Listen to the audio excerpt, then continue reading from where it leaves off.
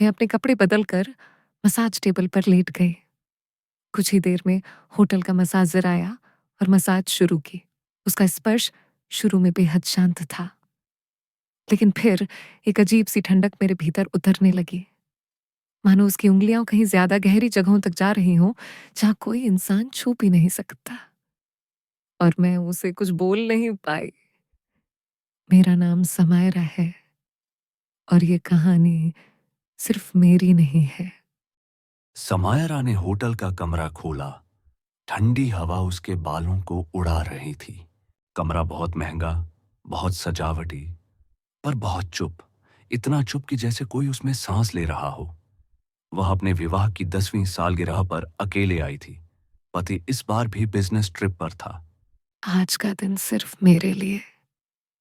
आईने में देखते ही उसे महसूस हुआ जैसे कोई उसके पीछे खड़ा होकर उसे घूर रहा है, पर वह हंस पड़ी। मैं बस थकी हूँ। बाथरूम हल्की नीली रोशनी से भरा था।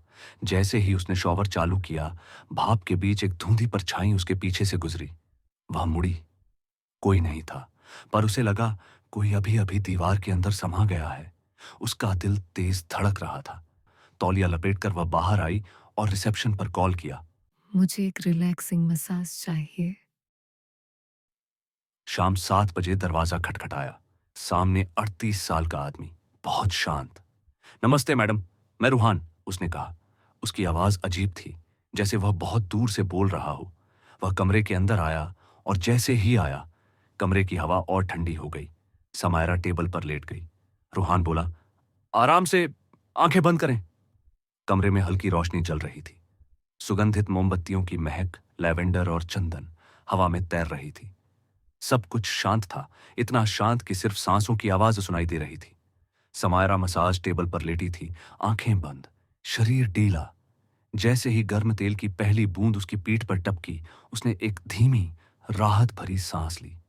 वह गर्माहट उसकी त्वचा से होते हुए उसके भीतर तक उतर रही थी, जैसे किसी ने उसकी थकान को धीरे धीरे बहा दिया हो। रूहान के हाथ बेहद संतुलित और कोमल थे। हर स्ट्रोक में ऐसी शांति थी जैसे वह गहराई से समझ रहा हो कि उसके शरीर को किस तरह के स्पर्श की जरूरत है।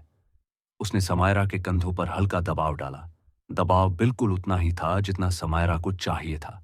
जैसे ही वह गांठ ढीली हुई, उसकी सांस गहरी हो गई। एक हल्की सी सिहरन, फिर एक लंबी राहत।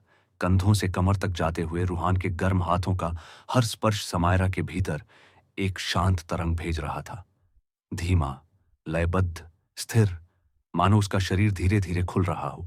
पीठ पर लंबी धीमी स्ट्रोक्स, गर्म तेल की महक, हवा की स्थिरता, सब मिलकर एक गहरी शांति बना रहे थे। समायरा को महसूस हुआ कि उसके भीतर कई वर्षों से रुका हुआ तनाव धीरे धीरे पिघलकर गायब हो रहा है। एक छोटे, नरम से मुस्कान उसकी होंठों पर आ गई। सालों बाद उसे किसी स्पर्श में सिर्फ राहत, सिर्फ देखभाल, सिर्फ उसका अपना होना महसूस हुआ।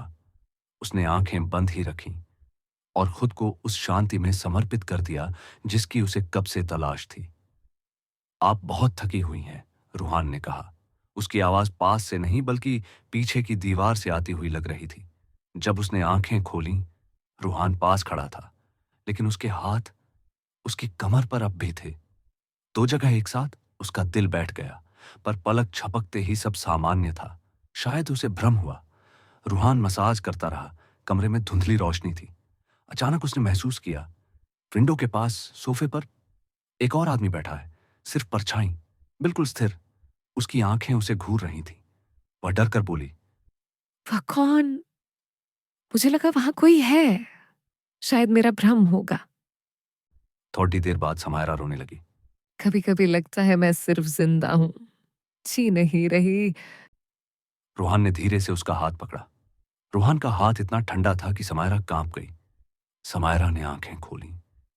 रूहान के पीछे दीवार पर भाप जैसी एक आकृति बन रही थी, धीरे धीरे इंसानी आकार में बदलती हुई। समायरा चिल्लाना चाहती थी, पर उसकी आवाज नहीं निकली। कुछ देर बाद समायरा जैसे मदहोशी में चली गई। रात को जब आंख खुली तो वहां कोई नहीं था।